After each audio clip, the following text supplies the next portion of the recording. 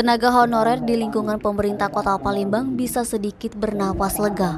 Meskipun keberadaan tenaga honorer dihapuskan, pemerintah Kota Palembang berusaha agar tenaga honorer yang ada direkrut menjadi pegawai pemerintah dengan perjanjian kerja.